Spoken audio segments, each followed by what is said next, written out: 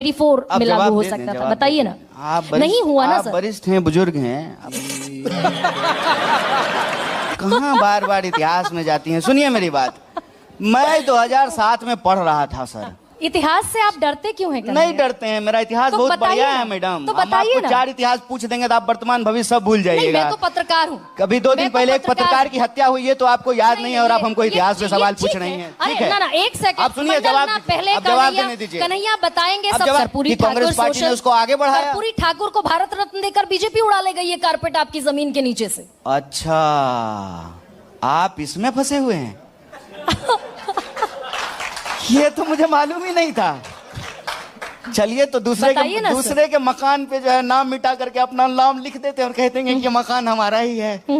इस देश की बुनियाद जिसमें आज हम सब रह रहे हैं संविधान है। संविधान को बनाने में कांग्रेस पार्टी की भूमिका है।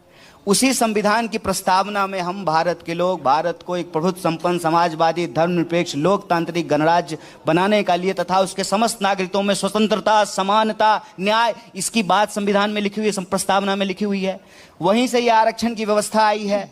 कांग्रेस पार्टी की सरकार ने उस आरक्षण की व्यवस्था को आगे बढ़ाया, उसको लागू किया। बाद की सरकारें भी आई, उस आरक्षण की व्यवस्था को लागू की। उसमें एक कौन सी बात हो गई कि कोई और लागू कर रहा था और हम मिटा रहे थे। अगर हम मिटा रहे होते तब हम बेईमान होते, तब हमारी बेईमानी होती। तो लेने के देने पड़ गए। अरे हम लागू कर रहे थे, आगे बढ़ा रहे थे। जो सरकारें लागू करके गई उसको आगे बढ़ा रहे थे। और इसी बिहार की धरती पर गलती तब होती कि हमारी सरकारें जो बाद में बनी वो पीछे की सरकारों को अच्छे किए हुए कामों को पलट देता। तब तक तो कांग्रेस उस स्थिति में रही ही नहीं भाई।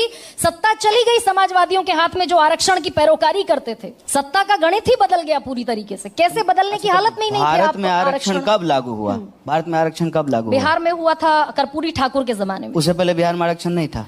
पिछड़ों का आरक्षण नहीं था। अरे तो आरक्षण की व्यवस्था संविधान से आई है ना।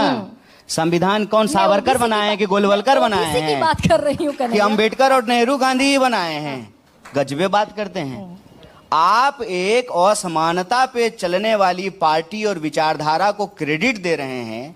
इस देश की व्यवस्था में समानता बराबरी और न्याय और अधिकार की भाषा बोलने वाली पार्टी को डिस्क्रेडिट कर रही हैं। और एक कालखंड की घटना को उठा करके जब हमारी सरकार नहीं थी, ठीक है ना, और बार बार जो आप बोल रहे हैं, कौन जो है बीपी सिंह की सरकार से समर्थन वापस लिया था? जनसंघ लिया था। कौन है जनसंघ? बोलती हूँ मैं। कौन है जनसंघ? अरे भाई मैं इसको डिनाई थोड़ी करती हूँ। भाजपा बोलिए ना जी, जनसंघ है ये नहीं है। बोलिए भाजपा, बिल्कुल बोलिए आरएसएस, बोलिए मोदी जी जिसका चड्डी पहन करके घूमते थे वो पार्टी।